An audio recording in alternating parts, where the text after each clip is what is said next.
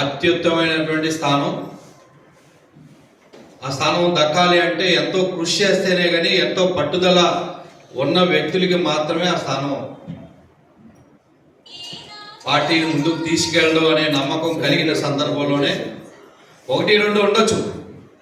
మన జిల్లాలోని ఒక 2-3 స్థానాలు మండలాలు ఉండొచ్చు, ఎవరు లేక ఎవరినో పెట్టి ఉండొచ్చు.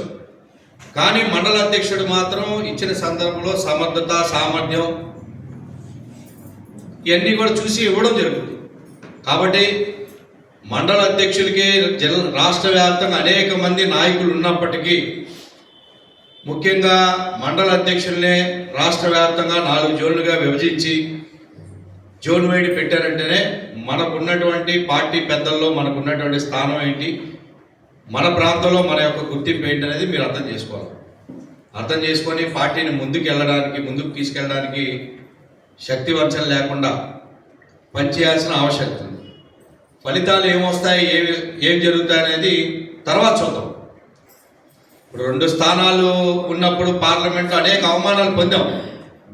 ఆ అవమానాల్ని మనం వేరేగా తీసుకొని ఉంటే అక్కడే ఆగిపోయేది, ఆ 2-0 అయిపోయేదేమో. ఆ అవమానాల్ని ఛాలెంజ్గా తీసుకున్నారు కాబట్టి అప్పుడున్న నాయకత్వం ఈరోజు 300 స్థానాలకు వెళ్ళగలిగాం. కాబట్టి అదేవిధంగా ఈరోజు మా మండలంలో ఎంతాడు వచ్చి చెప్పాడు, మా మండలం ఏమీ లేదు కాబట్టి కొత్తగా నువ్వు వచ్చినా నీకు అవకాశం, నీ సామర్థ్యత తెలుసుకొని, ఇది ఇప్పుడు కాదు, ఖాళీ ఎప్పటి నుంచో ఖాళీ ఉంది, అయినా ఆయన సమర్థత తెలుసుకొని ఆయన్ని కన్వీనర్గా పెట్టడం జరిగింది. కాబట్టి ఈరోజు ఇలా ఉండొచ్చు పార్టీ, మన పరిస్థితి ఇలా ఉండొచ్చు. కానీ రాబోయే రోజుల్లో తప్పకుండా ఒక కొత్త భారతీయ జనతా పార్టీ, మనమే చిన్నగా కాదు కదా పార్టీ, దేశాన్ని ఏలుతున్న రాజకీయ పార్టీ. చూసాం ఒరిస్సా, బెంగాల్ ఏంటి పరిస్థితి చెప్పండి. కార్యకర్త అనేవాడు బయటికి జెండా పట్టుకొని రావాలంటే, కండా కప్పుకొని రావాలంటే వచ్చబడిపోతాయి. ఆ పరిస్థితి అక్కడ మటన్లో జరిగిపోతాయి. కానీ ఇక్కడ ఆ పరిస్థితి లేదు. మరి ఆ పరిస్థితిలోనే ఎదుర్కొని కార్యకర్తలు బయటకు వచ్చి పార్టీని కాపాడుకుంటూ పార్టీ జెండాని తీసుకెళ్తూ ఈరోజు మొన్న ఎన్ని స్థానాలు గెలిచాం, ఎమ్మెల్యే స్థానాలు దాదాపు 90 స్థానాలు, 85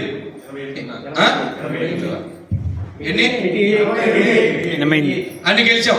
రేపు అధికారంలో రాబోతున్నాం అంటే అర్థం చేసుకోండి.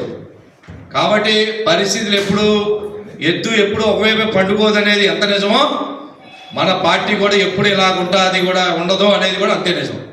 తప్పకుండా ఆంధ్రప్రదేశ్లో కూడా మనకంటూ ఒక చరిత్ర మనతో మనం రాసుకోవాలి. మండల అధ్యక్షుడే రాసుకోవాలి.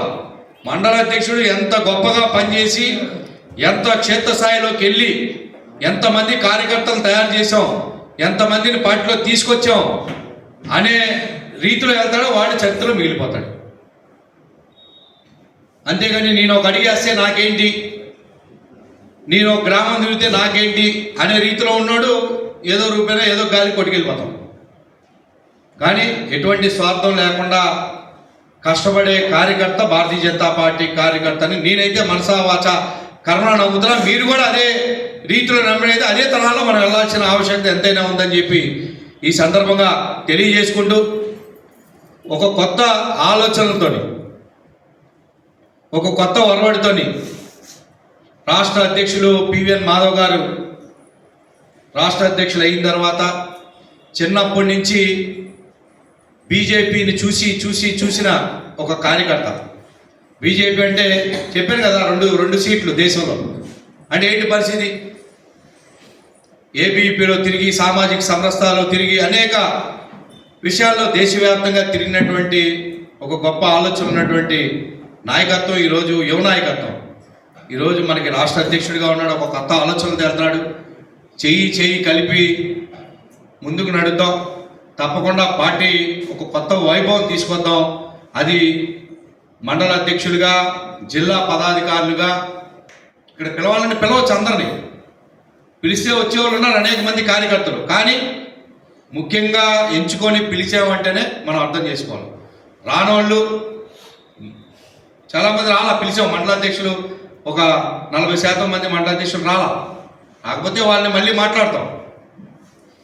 ఎందుకు పిలిచామనేది మనం కూడా అర్థం చేసుకోవాలి. సీరియస్గా ఉండాలి పార్టీ పట్ల. పార్టీని ఓన్ చేసుకోవాలి. ఓన్ చేసుకోవడం అంటే ఇది నాది అని అనుకోవాలి.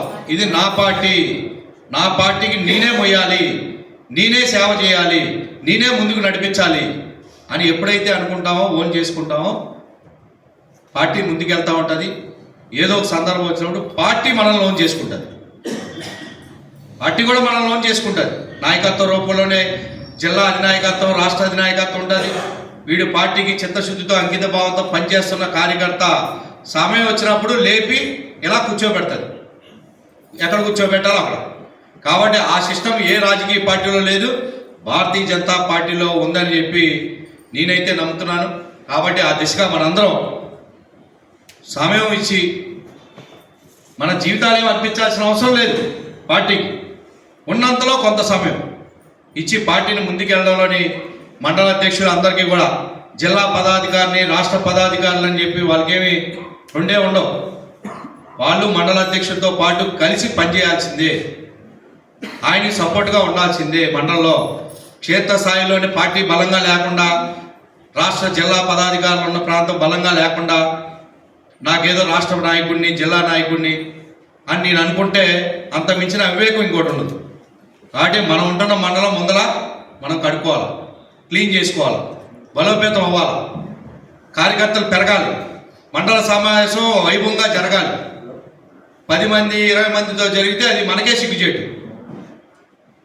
కాబట్టి ఆ దిశగా ఆలోచన పెంచుకోవాలా, బ్రాడ్గా ఆలోచించుకోవాలి. మనం ఆలోచించుకొని మనందరం ఉన్నత స్థితికి పార్టీని తీసుకెళ్లే దిశగా మనందరం కలిసిమెలిసి పనిచేద్దామని చెప్పి ఈ సందర్భంగా మీ అందరికీ తెలియజేసుకుంటే, ఇప్పుడు మన జోనల్ ఇన్ఛార్జ్ రాష్ట్ర ప్రధాన కార్యదర్శి రమేష్ నాయుడు గారిని మనందరినీ ఉద్దేశించి దిశ నిర్దేశించవలసిందిగా కోరుతున్నాం. భారత్ మాతాకి, భారత్ మాతాకి, భారత్ మాతాకి జిందాబాద్. భారతీయ జనతా పార్టీ, నరేంద్ర మోడీ గారి నాయకత్వం, మాధవ్ గారి నాయకత్వం, రమేష్ నాయుడు గారి నాయకత్వం, బ్రహ్మం గారి నాయకత్వం. భారత్ మాతాకి జై.